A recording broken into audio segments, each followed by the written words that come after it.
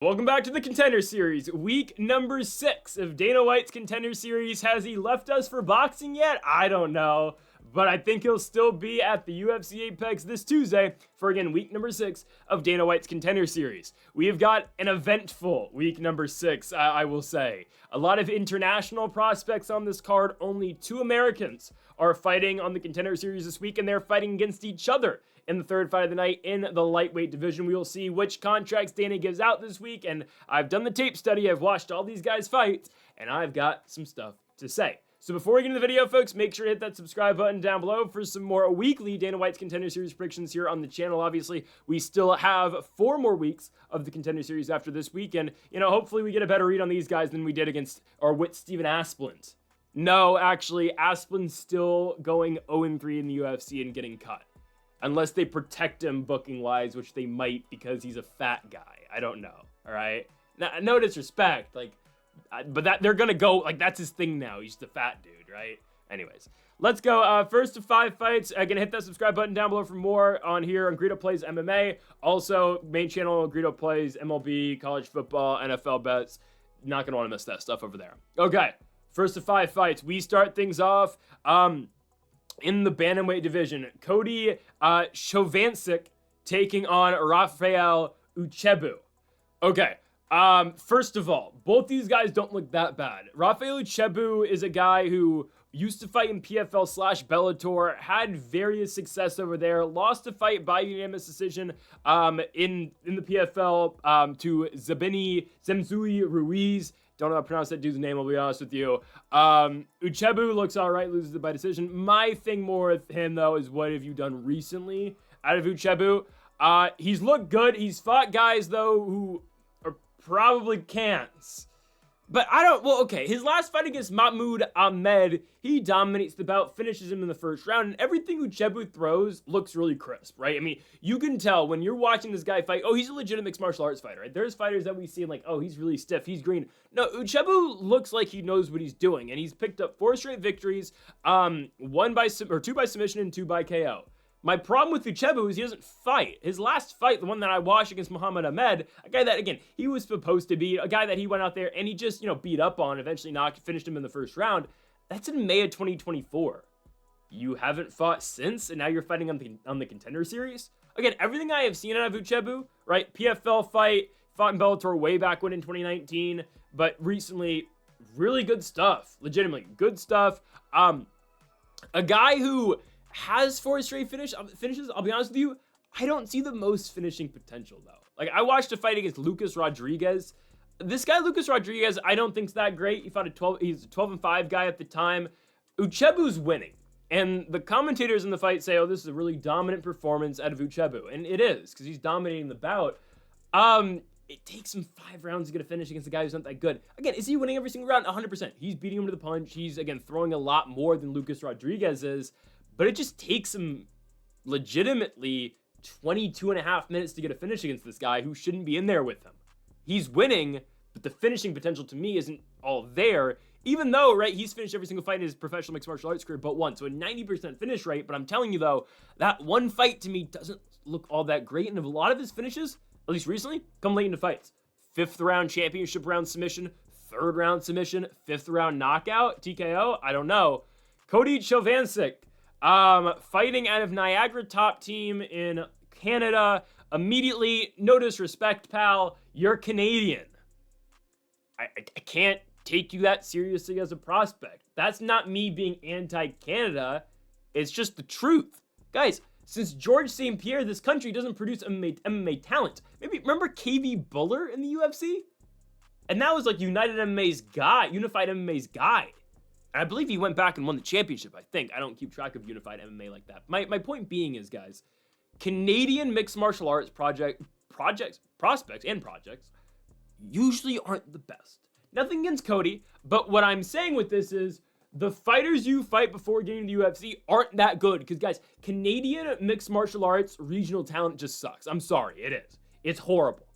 And Chovanick, in every fight I've seen him in, he looks good, right? I don't think he's as fast as Uchegbu, in my opinion. Last fight, a decision victory over Jordan Howard. It's for the Unified MMA Championship. Again, not a horrible fighter in my opinion at all, right? A guy who can go out there, he can strike with you. He's going to be much smaller in this fight. He's listed as 5'8", Uchegbu's 5'10". To me, again, Uchegbu looks like he's 5'11"-ish. That's just a matter of 1 inch, but I do believe Uchegbu is going to have, a fairly decent height and reach advantage in this one, just making it difficult, in my opinion, for Chovanick to close distance and really fire off his shots.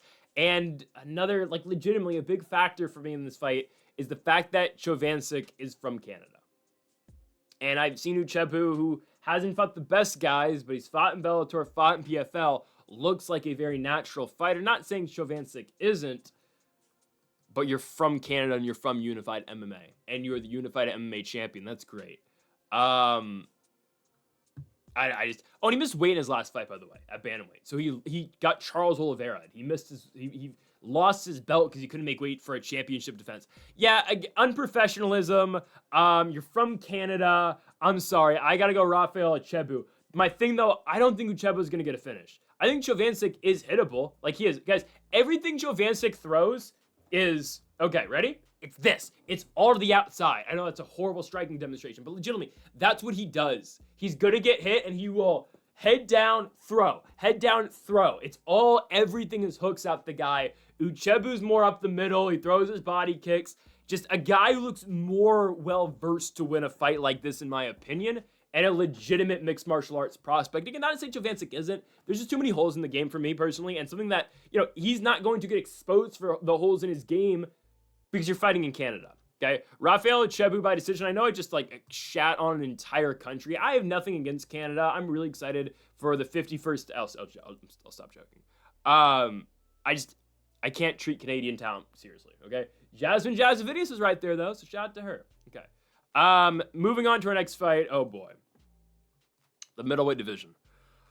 This one's something. Paddy McCrory versus In-Soo Hwang. Okay. First of all, the tattoo on In-Soo Hwang is something, man. Full, you know what Tom Aspinall has on his back? In-Soo Hwang has that on his entire body. Front and back. Here and back. It's, I don't know what compels you to get that tattoo. But I believe it's all the way down, it's past his shorts, too. So this dude just tatted from the neck down? How long does that take? And I'm sorry, again, what drives you to get that? I don't know. I don't think In-Soo Hwang's good.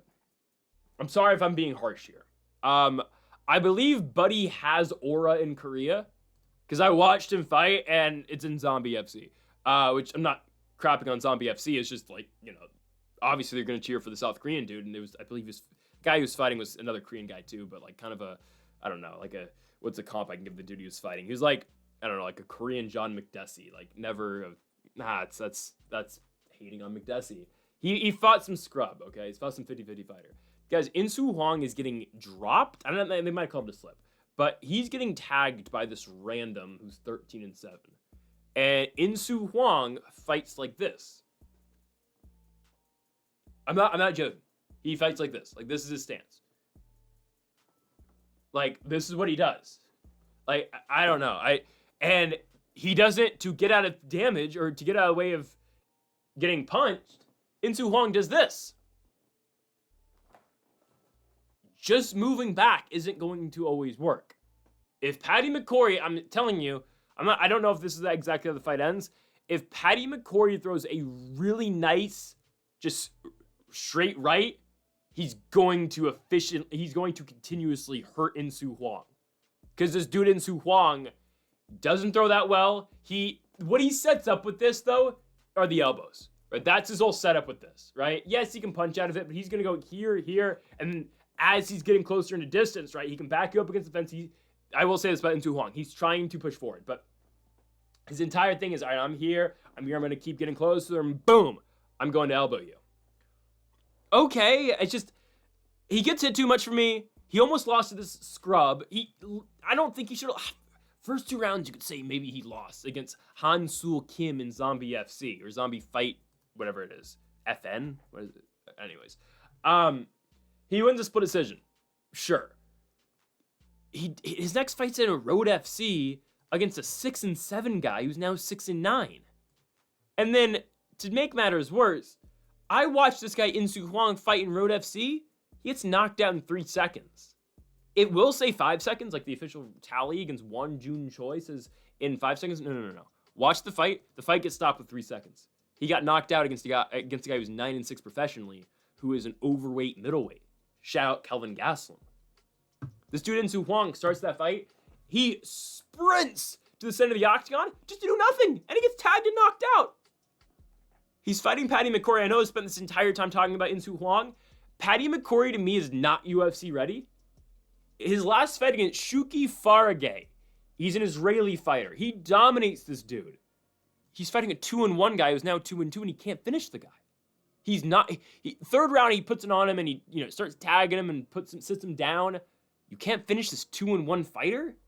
And you fought in the Ultimate Fighter at one point, got submitted by Robert Valentin, which, it's not looking that good. Valentin went 0-3 in the UFC. But man, I don't know. McCrory's better, he is. He's a better striker. He has not beaten anybody else, though. He hasn't beaten anybody ever of note, really. I don't know. I hate this fight, because both these guys are not UFC level. They're not UFC caliber. I think Paddy McCrory, though, is eventually going to knock out Insu Hwang in the second round. He shouldn't get a contract. But if he gets an impressive finish, he's going to get a contract. I'm telling you, Insu Hwang is horrible. I know I said that about Steven Asplund. Guys, and guys, the thing about Asplund is he fought a scrub, right? Graciaso, not a good fighter either. That's the thing about Insu Hwang, Paddy McCrory. I don't think McCrory's that good too, though. I think they're both mid. Insu Hwang is below mid, and they both don't deserve to be in the UFC. But McCrory will knock him out because Insu Hwang is not a good fighter. So, going Paddy McCrory, second round TKO, second round knockout, really. I'll give my rankings of who should be signed and who I think will be signed by the end of the video. Next up, we go to this confusing fight. Such a confusing bout, man. I spelled his name wrong on the graphic. My apologies. Thomas Gant, not Nat. Thomas Gant takes on Adam Livingston. Okay, it should be G-A-N-T-T. My apologies. Okay, I don't know what we're going to get out of Thomas Gant. So this is what I will say about Thomas Gant. I've watched him fight, and these are the type of opponents he fights. So, bear with me now, guys. Yep, that's the type of opponent he fights. No disrespect. Look at the guy he's fighting, Josh Henry, in North Iowa fights. Just look at him. Just look at him. Got it? Okay. That's the level of opponent Thomas Gant fights. And it's not like, oh, I cherry-picked one fight. No, this is his entire resume. It's the worst MMA fighters you've ever seen. I'll give Thomas Gant credit for this. He fights all the time. But he fights in North Iowa Fight Nights, Shamrock FC, New Line Cage Fighting, Reality Fighting, and Fight For It promotions. He'll fight in North Carolina. He'll fight in Iowa. He'll take any fight, but he's fighting guys all with losing records. He looks great in these fights. This is my dilemma with Thomas Gant. Okay, watch that fight where he's fighting that fat guy who, Josh Henry, by the way, is a 5'4" welterweight. Are we dead ass? And I thought Gastelum was bad, man. Gant's fighting at 55 for this fight, obviously. But you watch him fight, oh, he looks really great. And that's my dilemma with Thomas Gant. I watch Gant fight, it's combos after combos, it's blitzes. He'll change levels, he will dump you off a double leg as well. His entry levels are great, his shots are great. But he's fighting the worst fighters you've ever seen. But he looks like a great talent. Legitimately, like the dude is an all-around great fighter. He's gonna throw elbows. He'll throw spitting stuff. And he can wrestle you wherever he needs to as well. But he hasn't fought a single good fighter in his career, ever. And now he gets the 24-year-old Adam Livingston. Livingston's coming off back-to-back wins over a 8-4 fighter and a 3-2 fighter in LFA. And he's winning these fights. But you're 24 years of age, and now you're on the Contender Series, dare I say, a little too early? The guy he just beats an 8-5 fighter. He finishes it or gets a doctor stoppage. In the fight before that, he's fighting a guy at the time who was 3-2, but now is 3-5, and he knocks him out in the first round. Livingston's got pop, and he's going to throw, and he's going to look to put you out early. He hasn't fought anybody, though, just yet. And sure, Gant's been nothing but a can crusher. And I think Livingston looks good. I don't think Livingston is as fast as Thomas Gant, though. I've seen Gant fight. I've seen the combos he throws. I've seen the pressure he brings. And he had to, withstand the damage of our good friend here, Josh Henry, who, I kid you not, hopefully I don't get copyrighted for this, I kid you not, throws spinning stuff all the time. I'm pretty sure he throws spinning something in the first round. Oh, he doesn't. It's the beginning of the third round. He throws spinning stuff. There it is. So, I don't know. But, that's the level of competition he's been dealing with. North Iowa Fights, please do not copyright my channel, please. I'm giving commentary over the fights. Please don't. Okay, for using 5 seconds of footage. I'm going Thomas Gant, so I will go with your guy, North Iowa Fights. I'm going to go Thomas Gant. He looks like a legitimate prospect. My problem is he has not fought anybody just yet. Adam Livingston looks a little raw, throws hard. I believe Thomas Gant's the all-around better all-around mixed martial arts fighter, and he can go to the ground if needed to, okay? Livingston's 24, unproven just like Gant, but I'm telling you, watch Thomas Gant fight. And if you didn't know the records of his opponent and didn't, pick up on the fact that he's fighting a 5'4" welterweight, you'd think, holy crap, this guy's an uber prospect. And I can't wait for him to fight. It's just the level of competition he's fought so far makes me a little concerned. I'm still going to take him. I think it's a lot for Livingston, too. You're 24 on the Contender Series. Thomas Gant, 32. This is his last shot. Dana will say it. I'm when he signed Mandel, right? Hate your age, love your fighting style. Or hate the age, love the way you fight. I'm going to sign you. That's the same exact thing he's going to tell Thomas Gant, who's going to be 11-0, and now we need to see him fight legitimate talent. And Livingston's a good start. I'm interested to see what he gets in the UFC. And now down at lightweight, I like it too. Gant's a very good fighter. At least that's what we've seen. I think he will beat Adam Livingston. I think he's going to do it in the first round. I think so. I don't think Livingston has seen someone like Gant. At the same time, though, Gant has not seen anybody like Livingston. So, who knows? I'm taking Gant, though, to win. I don't have odds right now on Saturday night. Probably get him at plus money, but I just don't know yet. Give me Thomas Gant. Okay, our fourth fight of the night. Let's move to a matchup in the light heavyweight division. Iwo Baraniewski takes on Muhammad Ali. Yep, his name's Muhammad Ali. Muhammad Ali is a world-class BJJ guy, at least I've been told, and that's what I've seen. He's participated in ADCC events, right? World Championship Jiu-Jitsu tournaments and whatnot. He has since turned to mixed martial arts, and he's had 4 fights since 2024. He's 4-0. He's won every single fight he's been in, and he hasn't really shown his grappling much in these fights. Some of them he has, but early on, at least his first 3 fights are all early finishes, all by knockout. Last fight, he beats Jared Gooden, which actually is really great. Gooden, coming off of his second stint in the UFC, sure, he went 2-5 in the UFC, but after losing to Chidi and Chowani last year in October on the Royval Tyra card, Jared Gooden comes back to the regional scene and loses to Muhammad Ali by decision. I'm telling you, I think Muhammad Ali's kind of legit. I think he is. He's a big fighter at 205. He's 6'3". His striking game's evolving. He's a little slow on the feet, but he throws really hard. And he's got world-class jiu-jitsu, classic Joe Rogan line. You do not want to be down there with Muhammad Ali. And he's gaining a striking game, too, at 31 years of age, training out of Alexandria, Virginia.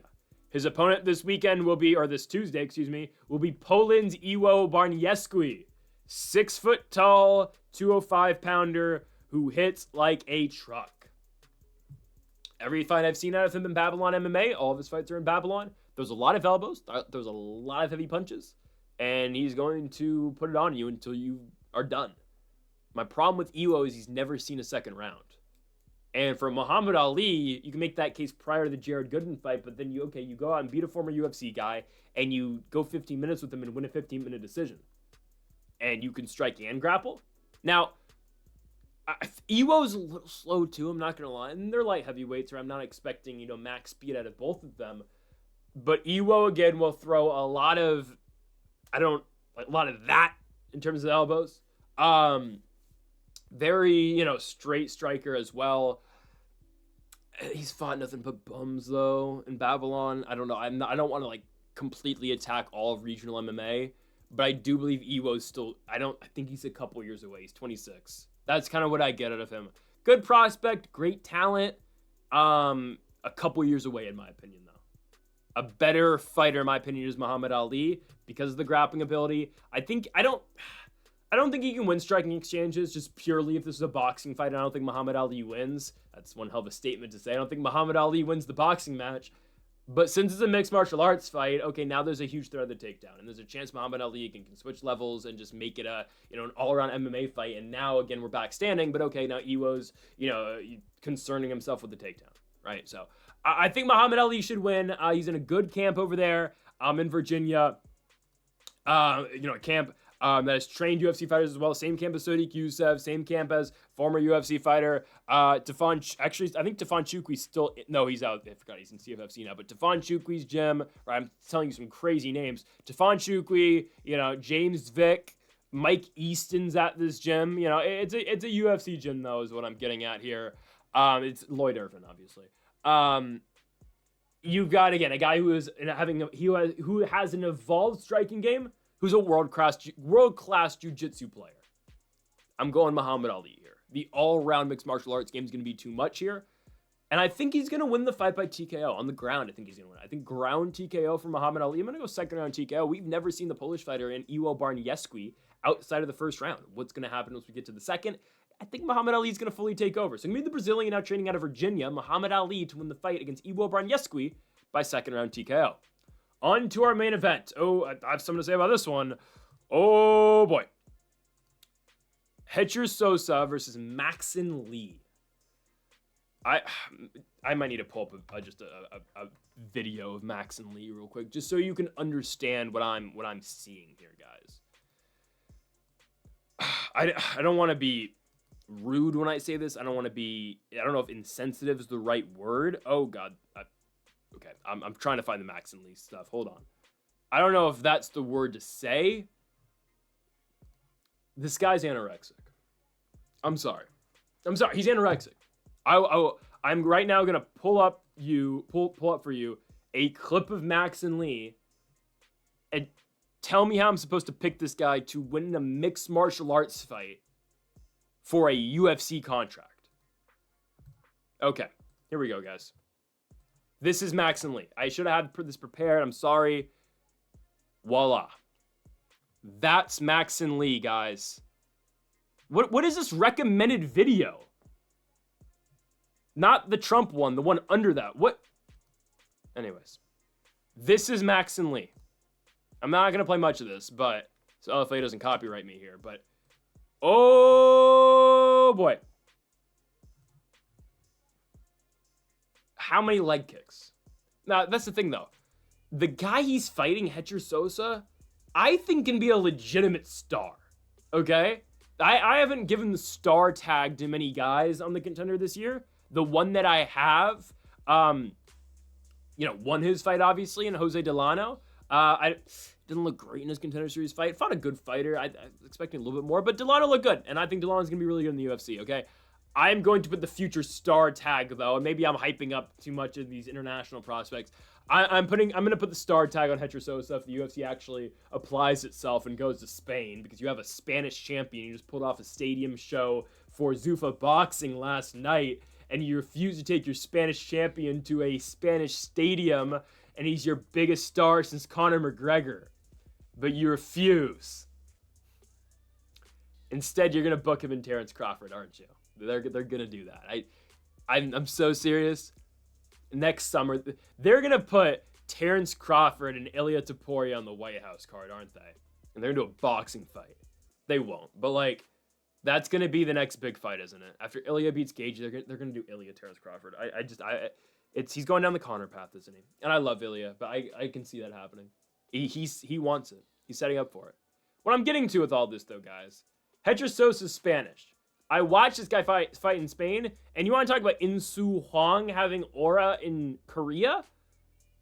Hector Sosa's got aura in Spain, dude. And his fights are non-stop action.